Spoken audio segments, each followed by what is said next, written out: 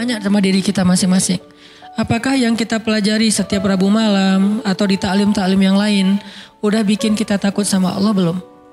Atau itu sekedar kayak wawasan doang gitu. Oh ya gue udah tahu. Oh ya baru tahu. Oh ya lucu juga ya. Oh ya seru ya. Oh ya ini mungkin baru sekedar wawasan dan entertain.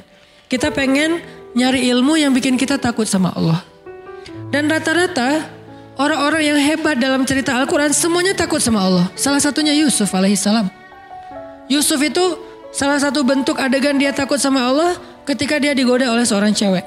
Ceweknya tuh cantik banget, terkenal bahkan jadi simbol kecantikan perempuan Mesir. Bukan Cleopatra, tapi istri Al-Aziz. Karena ini versi Al-Quran kan cantik banget. Saking cantiknya sampai Yusuf juga tertarik kepada dia. Karena Yusuf kan terlalu keren ya. Orang kalau terlalu keren kan punya standarnya juga agak tinggi kan. Dia gak mau yang biasa-biasa aja gitu. Dia pengennya yang kayak gimana. Walaupun itu tetap relatif kan. Relatif menurut kita kayak biasa, menurut dia udah tinggi. Menurut kita kok carinya yang warnanya agak gelap sih. Dia justru senangnya yang gelap-gelap. Kayak misalnya kayak bule kan senangnya cowok Indonesia karena dianggap kayak etnik gitu. Kayak gitu ya. Agak-agak. Dia agak kurang senang gitu yang terlalu charming, terlalu bright gitu. Dia gak terlalu suka. Dia senangnya ya agak-agak ini untuk menghibur diri saya gitu ya. Dia senangnya agak-agak gelap gitu. Walaupun saya pakai kamera ini jadi agak-agak happy sih. Setiap foto kok jadi cerah ya. Ya artinya teman-teman bahwa Yusuf punya standar yang tinggi. Kalau dia sampai tertarik dengan perempuan itu, berarti itu perempuan cantik banget. Wahammat bihi wahamma biha. Ceweknya suka sama dia, dia juga suka sama cewek itu. Kayak gitu ayatnya. Ham itu ada rasa gairah. Yusuf itu normal, suka sama cewek. Jadi bukan, gue malas sama dia. Kenapa? Soalnya dia cewek. Nah ini bahaya nih. Justru Yusuf itu sukanya sama, jadi normal banget, cowok yang normal. Terus gimana kok bisa kejaga? Gara-gara Allah perlihatkan sebuah tanda-tanda. Ada banyak tafsir tentang kalimat tanda-tanda ini. Yang intinya adalah yang saya pengen sampaikan adalah Yusuf takut kepada Allah. Gara-gara takut kepada Allah ketahan. Kebayang gak sih rasa takutnya Yusuf berarti lebih besar daripada hawa nafsunya? Karena udah ditutup rapat pintu kamarnya. Terus si ceweknya itu udah siap menyerahkan dirinya kepada Yusuf. Udah ngegodain Yusuf, narik lagi tuh. Dan ceweknya itu kayak selebgram gitu. Followersnya tuh seluruh Mesir. Semua cowok tuh berandai-andai sampai mimpi-mimpi. Bisa gak ya dia kayak cerai sama suaminya nikah sama gua gitu. Terus di stalking gitu, udah cerai belum kayak gitu-gitu kan ya. Kayak didoa-doain supaya mereka rumah tangganya berantakan. Yusuf gak ngapa-ngapain, udah digoda sama ceweknya.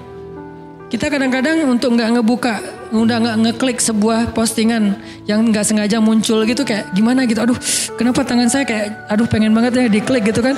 Jadi kayak gregetan gitu, kayak gatal tangannya. Itu aja kita udah kalah dengan hawa nafsu. Berarti rasa takut kita kepada Allah jauh lebih kecil daripada hawa nafsu kita terhadap hal yang sepele. Ini ujiannya sepele banget loh, cuman ngeklik doang kan sepele ya. Berarti kalau itu aja kita kalah, berarti emang rasa takut kita kepada Allah tuh hampir dibilang kayak nggak ada. Sedangkan Yusuf alaihissalam, beliau udah ada di dalam ruangan, ketutup, ceweknya cantik banget di atas rata-rata. Semua tipe cewek yang ideal tuh ada pada diri dia tuh, udah ideal banget lah pokoknya. Dan Yusuf juga normal, hamma biha, dan suka sama cewek itu, tertarik sama cewek itu. Juga ingin mengekspresikan hasratnya kepada cewek itu. Tapi tiba-tiba Allah ingatkan bahwa Allah gak suka dengan perbuatan ini. Lalu Yusuf langsung lari. Ditarik dari belakang. Lari sekencang mungkin, ditarik lagi. Bukan, aku udah lari ya, kamu tarik, ini bukan salah aku ya, udahlah balik. Enggak gitu sih. Modus banget kan ya. Ustadz saya sih udah menghindar, tapi dia aja yang terlalu semangat kayak agresif gitu Ustadz. Saya kan gak bisa mengecewakan orang lain daripada saya zalim. Itu modus. Jadi benar-benar ditarik. Jadi bukti bahwa Yusuf serius lari itu sampai sobek. Dan baju Yusuf itu dari bahan kayak karung yang yang terbuat dari kayak benang goni ya. Tahu goni kan? Kain goni tahu kan ya? Yang tebal gitu kan ya? Itu sampai sobek. Kebayang gak gimana nariknya? Wah, ya, Sandi bayangin. Pokoknya sobek aja. Akhirnya Yusuf pas sudah sobek ada di depan pintu, dibukain pintunya, di depannya udah ada si suaminya si cewek. Itu adegan itu saya selalu skip. Nggak kebayang gitu gimana perasaan suaminya. Dan suaminya ini orangnya bijaksana banget. Masih nanya, nggak langsung gebukin. Padahal dia punya banyak pengawal. Dia kan seorang penguasa kan. Bisa aja Yusuf langsung digebukin rame-rame, langsung dihilangkan dari peredaran.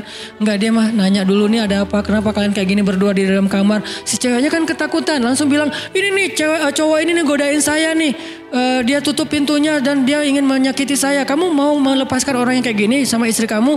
Terus datang seorang yang lain yang bijaksana, dia mengatakan, Tuhan jangan dulu menyimpulkan, coba lihat baju siapa yang sobek. Kalau baju Yusuf yang sobek di depan, berarti Yusuf memaksa cewek ini untuk melakukan perbuatan dosa. Sehingga cewek ini meronta-ronta sobek di depan. Tapi kalau Yusuf bajunya sobek di belakang, berarti Yusuf ingin lari tapi cewek ini yang narik. Coba lihat, ternyata di belakang cewek ini udah gak bisa menghindar. Tapi karena ini berita bisa menghebohkan jagat online, bisa viral di mana-mana dan ini membahayakan stabilitas politik negara. Akhirnya emang kayak gitu pertimbangan kata ulama tafsir. Akhirnya tetap raja ini menghukum Yusuf. Di sini ada semacam kebohongan publik nih. Kenapa? Karena kalau sampai berita keluar itu adalah ceweknya yang bersalah, maka akan mempermalukan keluarga raja banget. Sehingga tetap Yusuf yang dihukum. Propaganda lah ya. Yusuf dihukum walaupun dia gak salah. Dan rajanya udah respect sama Yusuf. Nanti sehingga ketika ada masalah nanya juga ke Yusuf. Intinya apa teman-teman? Rasa takut Yusuf kepada Allah itu luar biasa. Sampai ke tingkat kayak gitu masih bisa nahan. Kalau gak ada perasaan apa-apa nahan, ya itu gak ada ujiannya. Jadi ketika kita normal, Ustadz normal kan, Ustadz tertarik sama lawan jenis, ya Yusuf juga normal. Ustadz manusiawi kan, saya marah, ya. Tapi Nabi Musa juga manusiawi.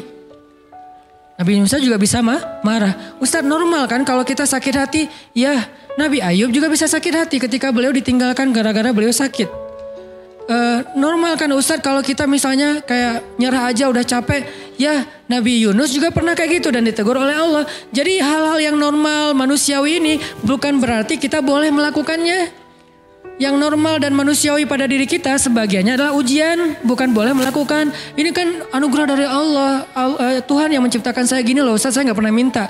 Tuhan menciptakan saya dari awal, sejak saya kecil tuh saya udah gak tertarik dengan lawan jenis, sukanya hanya sesama jenis. Ini kan Allah yang kasih, gak bisa.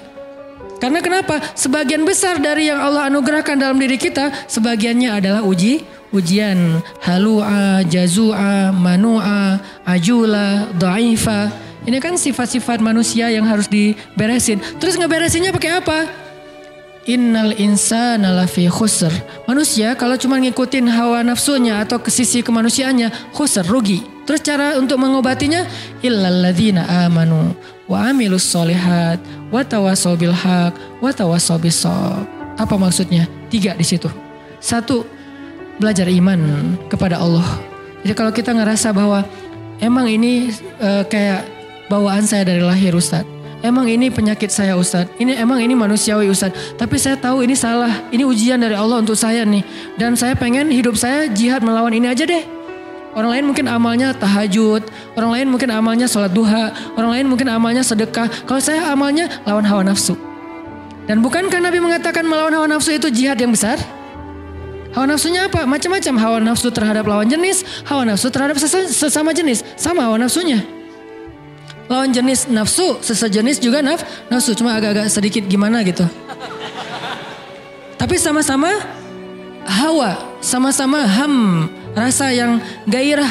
Gairah itu bahasa Arab, gairah dalam diri kita. Nah inilah jihad kita. Cara melawannya gimana Ustaz? Illal ladzina amanu, belajar iman. Belajar yakin sama Allah, belajar lebih dekat sama Allah, belajar lebih mengenal Allah. 1. Kedua, wa amilus solihat, sibukkan diri kita dengan hal-hal yang positif. Ke masjid, ta'lim, belajar ngafal Quran, belajar ini, belajar itu. Yang positif-positif lah, membantu orang lain. Yang buat kita tersibukkan dengan hal-hal yang produktif, bermanfaat, positif gitu. Atau bahkan mungkin semangat untuk mencari bikin usaha, bisnis yang penting positif, produktif. 2. Ketiga, wa tawassaw bil haq wa tawassaw bis sabr. Apa maksud dari kalimat ini? lingkungan. Maksud dari watawasau bil haq karena kalimatnya saling berarti lingkungan. Cari lingkungan yang bisa jaga kita, yang bisa menasihati kita, yang bisa mengingatkan kita ketika kita salah. Cari lingkungan itu. Jangan cari lingkungan yang justru membiarkan kita, bahkan menyemangati kita dalam berbuat dosa, bahkan mendorong kita, bahkan menjerumuskan kita. Jangan itu lingkungannya, karena itu nggak akan bisa selamat dari khusr, dari kerugian.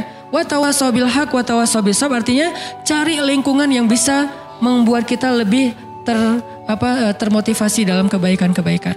Almar'u ala dini khalili, seseorang tergantung siapa temannya.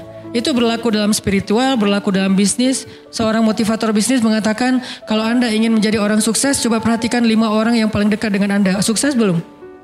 Kalau 5 orang yang paling dekat dengan Anda bukan orang sukses, berarti Anda gak akan bisa sukses. Terus perhatikan berapa pendapatan mereka dalam sebulan. Kali 5 bagi 5 rata-rata. Maka segitulah pendapatan Anda. Itu kata seorang motivator bisnis. Artinya tetap dalam motivasi bisnis saja, teman itu sangat mempengaruhi diri kita, kesuksesan kita. Kalau kita pengen sukses di kampus, berteman dengan 5 orang yang sukses di kampus. Pengen sukses dalam pernikahan, berteman dengan orang yang 5 nikah muda. Insya Allah nikah muda. Kalau 5-5-nya sama-sama Jovisa, ya wajar lah kita sampai sekarang masih. Teman lo siapa? Itu yang lagi ngahulang di pojok situ. Kenapa? Habis diputusin, oh ya. Yang kedua, gak bisa move on. Yang ketiga, stalkingin mantan. Yang keempat, jadi 5 temannya semuanya belum bisa move on dari masa lalu gitu. Dan nasibnya sama, diputusin. Gak ada yang nyambung gitu ya. Berarti ya wajar. Perhatikan siapa teman kita. Intermezzo doang. Intinya adalah, tapi serius ya. Intinya adalah dalam amal soleh juga kayak gitu teman-teman. Karena saya kundayan, saya nahnu du'at walaysa qudat, kami adalah dai bukan hakim. Jadi saya tidak menjawab pertanyaan itu dari sisi fatwa. Ustaz Abdul Somad sudah menjawabnya dari sisi fatwa tentang masalah LGBT dan segala macam. Itu bagiannya Ustaz Abdul Somad. Allahu alam, beliau lebih pengerti ilmu daripada saya. Saya dai, maka saya ngasih solusi. Solusinya apa? Tadi, belajar iman, belajar amal soleh, cari lingkungan. Karena kenapa? Kita sangat terpengaruh oleh lingkungan. Jadi Nabi Yusuf juga normal, sangat normal. Istrinya Nabi Lut normal. Kalau nggak normal nggak nikah sama Nabi Lut dong. Kan normal kan, berarti istrinya Nabi Lut, bukan istrinya cewek mana gitu. Enggak kan ya? Jadi dia nikah dengan laki-laki, berarti normal dong istri Nabi Lut. Terus masalahnya apa? Dia kayak mendukung orang yang punya ujian. Saya nggak nyebut dengan bahasa lain, saya lebih suka menyebutnya dengan ujian. Karena semua kita diuji. Ada yang diuji dengan sifat kikir. Ustadz, saya tuh insya Allah kalau tahajud rajin. Kalau duha alhamdulillah. Tapi kalau sedekah kenapa ya? Agak-agak berhitung gitu Ustadz. Kayak susah banget mau ngetik angkanya gitu Ustadz. Kalau bisa 0 semua gitu. Nolnya sih banyak tapi gak ada angka satunya kan sama aja ya. 0 semua. Kayak susah banget mau ngasih. Ada orang kayak gitu teman-teman. Ada yang kebalikan. Ustadz, saya tuh emang kalau insya Allah kalau sedekah saya jor-joran gitu. Tapi kalau disuruh puasa sunnah kayak berat banget Ustadz. Boleh gak Ustadz puasa Ramadan saya pakai qadha aja, saya pakai fidyah aja. Gak apa-apa, fikih fidyahnya berapa Ustadz? Sekian genggam beras. Saya kasih 1 ton deh. Gak bisa. Jadi ada orang yang diuji dengan sifat kikir, ada yang diuji dengan sifat males, ada yang diuji dengan sifat baperan, suka cemburu yang berlebihan, suka curiga yang berlebihan dengan pasangannya. Kita setiap hari harus live Sherlock ya. Lo kemana aja gitu kan ketahuan gitu kan. Kayak super duper gitu kan. Terlalu posesif misalnya. Itu kan ujian ya. Ujian kalau laki-laki mungkin diuji dengan temperamen. Itu kan masalah dia yang dia harus coba beresin. Ustadz, saya tuh orangnya suka memberi, saya orangnya alhamdulillah tahajud, saya tuh alhamdulillah tilawah, tapi di jalan gak bisa nahan diri untuk marah. Klakson panjang, terus buka kaca marah-marah keluar, terus langsung nyegat orang di jalan, terus dilabrakin, kalau perlu dipecahin kacanya dan segala macam lah kayak gitu-gitu. Saya juga pernah kayak gitu soalnya konyol. Udah gitu saya taubat nasuha deh. Kenapa? Melototin orang pas dibuka, Ustadz, gak jadi, pergi aja. Udah melototin gak jadi gitu kan, malu banget ya. Nah, jadi akhirnya tobat, gak mau lagi kayak gitu, sesekali sih masih. Artinya teman-teman, itu kan ujian masing-masing orang. Termasuk ada orang yang ujiannya apa? Gak bisa jaga mata. Gak bisa jaga mata. Susah banget gitu. Yang lain dia bisa zikir astagfirullah, astagfirullah, astagfirullah, subhanallah, subhanallah, subhanallah, subhanallah, subhanallah. Jadi dia tuh kayak lidahnya tuh gampang berzikir tapi matanya tuh susah nunduk gitu. Ngelihatnya ke atas saja kalau di TSB. Kalau di dalam mall ke bawah aja di lantai 2. Jadi kayak ujian dia adalah mata. Ada ujian orang yang lisan. Gak bisa nahan diri dari membicarakan orang lain. Kalau ada teman pasti lo tau gak mulai itu. Lo mau dengar gosip yang terbaru gak? Ini update banget nih. Mulai lagi. Jadi ujian dia di sini. Ada ujian di sini, di perut. Ada juga yang kalau bahasa Nabi itu di antara perut dengan lutut, ujiannya adalah hawa nafsunya. Semua orang dikasih ujian oleh Allah untuk dia survive dengan ujian itu. Dan mungkin itulah jalan dia ke surga. Termasuk orang yang tadi ujiannya suka kepada sesama jenis. Itu ujian dia. Saya gak mau menjudge dengan istilah penyakit atau apa. Itu bagian ustadz yang lain. Buat saya itu ujian buat teman-teman yang punya masalah ini. Coba kita beresin. Bukan dia doang yang punya ujian, kita juga punya, cuman beda. Kalau ujian yang lain misalnya kayak ujiannya tuh susah untuk ngelupain kesalahan orang. Ujiannya tuh susah untuk ngobatin sakit hati. Ujiannya itu kayak susah khusyuk dalam sholat. Asal udah sholat, asal udah takbir, banyak ide. Allahu Akbar. Oh iya benar tuh. Jadi asal udah takbir dapat banyak ide gitu. Jadi kayak kalau dia udah mentok, gua sholat pura-pura. Bisa pas itu dapat ide gitu. Pas pura-pura gak keluar ide. Oh harus beneran ternyata, wudhu beneran, Allahu Akbar. Tuh kan dapat ide beneran ya. Jadi kayak ujian banget buat dia sholat khusyuk. Itu semua orang diuji oleh Allah. Kan Allah menguji kita untuk melihat keseriusan kita dalam mendekati dia gitu. Makanya teman-teman yang punya ujian yang tadi saya sebutin, yuk illalladzina amanu, belajar iman. Belajar iman itu apa Ustadz? Belajar iman itu bukan belajar wawasan, belajar ngerasain iman di sini nih. Cinta sama Allah, takut sama Allah, apalagi kalau udah sampai ketakut, ya udah punya benteng tuh. Sehingga ketika Umar bin Abdul Aziz pertama kali jadi khalifah, lalu dia kayak speech gitu, sambutan presiden baru gitu kan. Ketika dia speech, kalimat pertama yang keluar dari Umar bin Abdul Aziz apa? Inni akhafun nar. Saya takut kepada neraka. Itu kalimat pertamanya Umar bin Abdul Aziz ketika menjabat sebagai presiden. Takut kepada neraka. Itulah yang membuat dia gak bisa tidur malam hari kecuali mau mencari tahu apa masalah rakyatnya. Itu yang membuat dia akhirnya mengeluarkan semua hartanya untuk kebutuhan rakyatnya. Sampai gelang-gelang istrinya diambil. Dia bilang kepada istrinya, yang aku atau gelang. Maksudnya gimana? Kalau kamu pilih aku, maka berikan gelang itu untuk rakyat. Kalau kamu pilih gelang, maka aku tinggalkan kamu secara baik-baik, kita jalan sendiri-sendiri. Kayak gitu Umar bin Abdul Aziz. Jangan langsung dipraktekin ya. Karena Umar bin Abdul Aziz ngomong kayak gitu setelah mendidik istrinya sekian tahun. Dan istrinya juga bukan perempuan biasa. Ummul Ayal, perempuan ini namanya Fatimah. Itu juga anak raja, orang hebat banget, soleha banget. Makanya Umar bin Abdul Aziz tahu lah level istrinya. Sehingga dia bilang, yang gelang atau aku? Setelah dijelaskan oleh Umar bin Abdul Aziz, apa kata jawaban istrinya? Wahai Umar bin Abdul Aziz, yang bukan cuman gelang, dunia dan seisinya kalau kamu minta aku berikan selama Allah ridho kepadaku. Itulah istri yang soleha. Berdoalah semoga kita diberikan makmum seperti istri Umar bin Aziz. Tapi kitanya harus jadi Umar bin Abdul Aziz. Jangan yang gelang atau aku. Buat apa? Mau beli motor baru. Gak benar ya. Mau beli apa misalnya kayak kebutuhan kayak hawa nafsu kita doang. Jangan. Artinya itulah mereka, karena takut kepada Allah ketahan dari berbuat dosa. Umar bin Khattab juga kayak gitu, karena takut kepada Allah hanya gara-gara salah ngomong ke seorang nenek-nenek yang beragama Nasrani, itu kepikiran gak bisa tidur malam. Ada nenek-nenek datang ke Umar bin Khattab bilang, ya Amirul Mukminin, udah jadi Amirul Mukminin, presiden. Ya Amirul Mukminin, saya ini nenek-nenek yang punya banyak utang. Nenek-nenek punya banyak utang, gak sanggup bayar.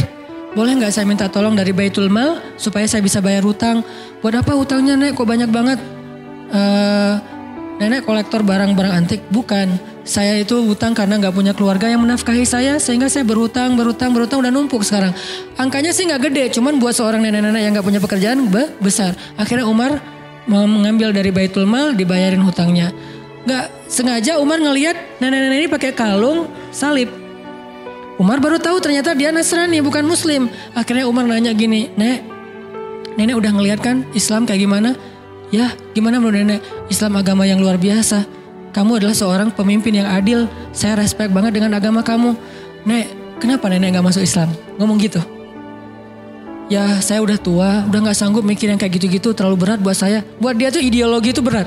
Perdebatan mana yang benar mana yang salah berat. Ya udah, oh ya udah, pulang aja Umar. Sampai di rumah Umar kepikiran, astagfirullah ya Allah, apakah saya memaksa nenek itu masuk Islam gara-gara adegan tadi? Gimana nih kalau gitu memaksa, berarti saya udah melanggar ayat la ikraha fiddin. Tidak boleh memaksa dalam urusan agama. Astagfirullah ya Allah, maafin saya nggak ada maksud, nggak sengaja. Lama dia kepikiran, malam nggak bisa tidur, bolak-balik nggak bisa tidur.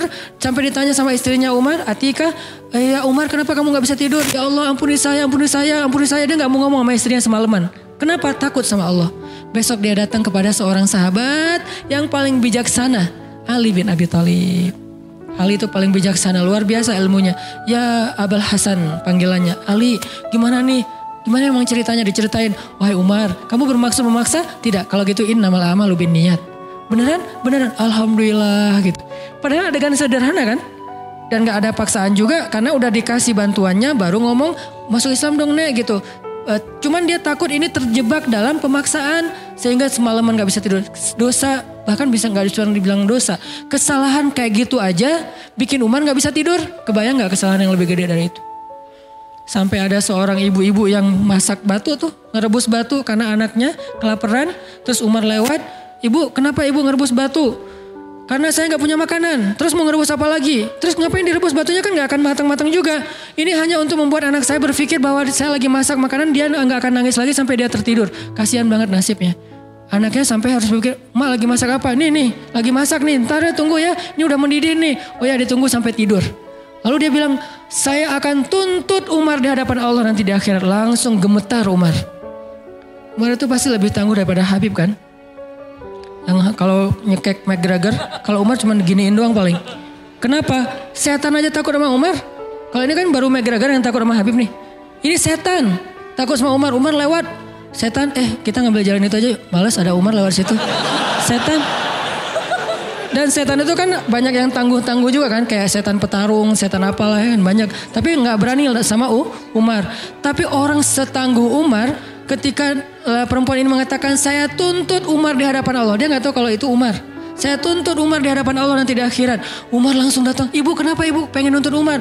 Karena dia yang memimpin kami tapi dia membiarkan kami terlantar dan kelaparan. Umar langsung gemetar, nangis, langsung dia lari menuju ke Baitul Mal, dia cari gandum, dia pikul sendiri gandum itu seorang diri. Pembantunya pengen memikul gandum itu, dia mengatakan, apakah kalian sanggup memikul dosa saya nanti di hari kiamat? Pembantunya juga orang-orang soleh yang beriman. Enggak akan berani, ya udah sendiri aja udah. Karena kalau udah bawa-bawa dosa kan gak ada yang berani ya. Ini hidup bersama orang-orang soleh itu kayak gini teman-teman. Jadi satu negara, satu masa, semuanya soleh. Jadi semua yang kita dengar itu adalah tentang Allah, Rasul, akhirat, surga, neraka. Jadi kayak indah gitu hidupnya teh. Nah, akhirnya Umar memikul sendiri, langsung bukan cuma mikul taruh, bu udah ya, udah gak ada lagi urusan dengan Umar ya. Enggak, langsung ibu ganti batunya buang aja. Dimasukin terus diaduk sama Umar sampai jadi roti, disuapin kepada anak kecil yang tadi udah kelaparan banget. Sampai udah beres, baru Umar pergi. Setelah Umar pergi, pembantunya mengatakan, bu ibu tahu gak siapa orang tadi? Siapa? Dialah Amirul Mukminin Umar bin Khattab. Ibu itu tersenyum dan mengatakan, ya Allah saya cabut tuntutan kepada Umar bin Khattab di akhirat. Gak jadi dituntut. Lalu pembantu ini memberitahu kepada Umar udah dicabut tuntutannya. Alhamdulillah, sujud syukur Umar. Ini modal takut. Makanya Nabi mengatakan ra'sul hikmah makhafatullah. Puncaknya ilmu itu, puncaknya hikmah itu adalah takut kepada Allah. Kan kita pernah dengar cerita dua orang yang jual beli tanah dulu. Gara-gara sama-sama takut pada Allah. Yang satu jual tanah, yang satu beli. Udah selesai jual beli tanah, transaksi udah beres. Yang beli tanah itu tanah kebun gitu, nyangkul-nyangkul. Nemu emas di dalam tanah kebun yang baru dia beli. Langsung dia cari saudaranya yang tadi jualin tanah ke dia. Bro gitu, akhi, saya dapat emas dari kebun kamu. Oh alhamdulillah itu kalau gitu. Enggak, justru innalillah. Coba, innalillah kenapa? Ini kan harta kamu, jadi saya gak mau ngambil ini. Ini saya balikin ke kamu. Enggak, ini bukan harta saya, kan saya udah jual tanahnya. Tapi kan kamu jual tanah, bukan jual emas. Kalau jual emas saya juga gak akan sanggup beli. Tapi kan dengan apa yang ada di dalamnya. Tapi transaksinya gak ada kalimat itu. Gak ada kalau ada emas nanti akan jadi hak saya. Enggak kan. Pokoknya itu udah saya jual lah hak kamu. Enggak, saya gak berani nanti pada dituntut di akhirat. Enggak mau. Akhirnya dorong-dorongan emas. Kalau zaman kita tarik-tarikan emas. Kalau dia tuh dorong-dorongan emas. Ini punya kamu, enggak punya kamu, punya kamu. Dibilangin punya kamu, punya kamu, enggak. Bertengkar gara-gara enggak mau dapetin emas. Kebayang enggak tuh solehnya? Kalau sekarang bertengkar karena pengen dapetin emas. Akhirnya, terus gimana nih? Pokoknya saya enggak terima. Kenapa enggak terima? Masa emas ini milik saya? Harusnya kan milik kamu. Aneh. Ini pertengkaran paling aneh dialognya. Saya juga enggak terima. Enak aja kamu mengklaim itu milik saya. Kan harusnya milik kamu. Jadi saling mengklaim dia enggak punya emas. Ini aneh banget nih. Modalnya apa? Makhafatullah, takut kepada Allah. Akhirnya datang ke hakim. Hakimnya juga bingung. Kenapa bingung? Takut kepada Allah. Karena ketika dia salah memberi keputusan, dia akan dituntut di hadapan Allah nanti. Sebetulnya gaji dia lebih kecil daripada tuntutan nanti di akhirat. Buat dia bingung, gimana nih? Ya Allah beri saya petunjuk. Gini aja deh. Kamu punya anak? Punya. Laki perempuan, laki. Kamu punya anak, laki perempuan. Oh ya udah, kalau laki-laki nggak bisa. Laki perempuan oke ya. Nikahin anak kalian, kasih emas ini sebagai mahar. Gimana bro? Ya terserah anaknya juga sih. Ya udah kita tanya ke anaknya. Pas tanya ke anaknya, ya aku sih terserah ayah. Udah beres. Akhirnya menikahlah putra dan putri dari dua orang ini yang bersengketa. Dan emas ini menjadikan modal pernikahan mereka. Masya Allah, makhafatullah. Kemana sekarang iman ini di antara kaum muslimin? Di mana nilai-nilai ini di antara kaum muslimin? Kenapa nilai ini sekarang adanya di Jepang? Kenapa nilai ini adanya di Korea? Kenapa nilai ini adanya di Eropa, di New Zealand? Kenapa bukan di Saudi Arabia, di Mesir, di Timur Tengah, di Indonesia yang negara dengan mayoritas kaum muslimin? Kemana semua teks-teks mulia yang luar biasa dalam Islam? Karena kita hanya menjadikannya wawasan, bukan iman. Ilmu tidak menjadi kebaikan kalau hanya sekedar wawasan di sini. Dia baru menjadi sesuatu ketika dia berasa di hati, lalu kita jadikan itu sebagai perilaku kita sehari-hari. Makanya teman-teman, ini baru satu ayat ya. Ayat 14, belum sempat bahas yang lain, gak apa-apa deh. Arti hukma wa ilma kayak gitu. Itulah gambaran tentang Musa. Jadi kebayang sekarang gimana solehnya Musa, gimana taatnya Musa, karena Allah sendiri mengatakan dia dapat hikmah. Itu gambaran hikmah. Dalam sisi moral, dalam sisi spiritual, itu hikmah artinya. Sehingga ketika kita tahu arti hikmah, sekarang kita kebayang gimana solehnya Musa. Kalau kita anggap hikmah itu sekedar wawasan, kita nggak kebayang solehnya Musa itu kayak gimana. Soleh banget, hal yang paling detail aja soleh. Di zaman Ibnu Mubarak, ada seorang laki-laki minjam, kalau nggak salah Ibnu Mubarak, kalau nggak salah, beliau meminjam pulpen, pena gitu. Pena dulu kan dari kayu ya. Bukan pena yang bertinta, penanya doang, gak ada tintanya. Minjam pena dari kayu tertentu gitu, kayu yang sebetulnya murah banget. Di Irak, apa di Basra, apa di Kufah gitu, saya lupa juga nama ulama, nanti dicek lagi di beberapa kajian. Nah, beliau minjam, terus karena kayak terburu-buru gitu, kebawa penanya. Kebawa sampai ke Hijaz. Hijaz itu di daerah Arab Saudi. Baru pas buka-buka bagasinya, buka-buka tasnya, ini kan pena yang saya pinjam beberapa hari yang lalu. Akhirnya dia balik lagi ke Irak hanya demi mengantarkan pena itu. Kenapa? Ketika ditanya oleh pemilik pena, jawabannya apa? فَمَنْ يَعْمَلْ مِثْقَالَ ذَرَّةٍ خَيْرًا يَرَهُ وَمَنْ يَعْمَلْ مِثْقَالَ ذَرَّةٍ شَرًّا يَرَهُ. Siapa yang berbuat dosa walaupun sekecil zarrah, apalagi ini lebih gede daripada zarrah, maka nanti akan dipertanggungjawabkan di akhirat. Khauf, takut kepada Allah Subhanahu wa taala. Makanya orang-orang yang berilmu itu takutnya kepada Allah itu luar biasa. Belum lagi nanti bentuk ketakutan mereka kepada Allah itu kalau baca Quran nangis. Wa idza tuliyat 'alaihim ayatur rahman wa idza tuliyat 'alaihim ayatur rahman kharru sujjadan wa bukiya. Mereka tersungkur, mereka bersujud, mereka menangis ketika dibacakan ayat Allah. Tersungkur artinya apa? Gak kuat berdiri, itu artinya tersungkur. Kayak Umar bin Khattab, la uqsimu biyaumil qiyamah wa la uqsimu bin nafsil lawwamah ayahsabul insanu allan najma'a 'idhamah bala qadirin 'ala an nusawwiya banana. Baru berapa ayat dibaca surah Al-Qiyamah, lututnya sudah gemetar. Udah gak kuat menopang lagi tubuhnya sehingga tersungkur jatuh. Umar jatuh bukan karena kekuatan musuh, tapi jatuh karena kekuatan iman. Musuh gak ada yang bisa menjatuhkan Umar. Musuh gak ada yang bisa membuat Umar terduduk. Musuh tidak ada yang bisa membuat Umar terbaring, tersungkur. Gak ada musuh yang bisa membuat Umar tersungkur kecuali iman yang membuat dia tersungkur dengan sendirinya. Kenapa? Iman Umar bentuknya khauf kepada Allah, takut kepada Allah. Sehingga ketika baca ayat ini tersungkur. Khalid bin Walid. Siapa yang gak kenal dengan nama besar ini? Khalid bin Walid sampai mengatakan, Nabi bilang apa? Hampir tidak ada perempuan yang bisa melahirkan anak seperti Khalid. Hampir tidak ada perempuan yang bisa melahirkan anak seperti Khalid. Saking kerennya Khalid, jadi susah perempuan bisa ngelahirin anak sekualitas Khalid. Fisiknya, Fatonah itu briliannya dalam urusan strategi militer. Dan belum pernah dia duel kalah, itu belum pernah. Dan di tangannya udah belasan pedang patah dalam duel-duel kayak gladiator gitu. Itu Khalid banget. Dan dia saking hebatnya Khalid, kalau teman-teman mau tahu sehebat apa Khalid, lihat pasukannya. Karena pasukan yang hebat gak mau dipimpin oleh pemimpin yang biasa. Pasukannya itu Musanna, Sa'ad bin Abi Waqqas, Ikrimah. Banyak nama-nama besar dari pasukannya. Saya banyak baca nama tokoh-tokoh hebat dalam Islam. Pasukannya, 1000 pasukannya, satu orang saja bisa mengalahkan 1000 musuh. Satu laki-laki yang sebanding dengan 1000 musuh. Musanna tidak akan kalah satu pasukan yang di dalamnya ada Musanna.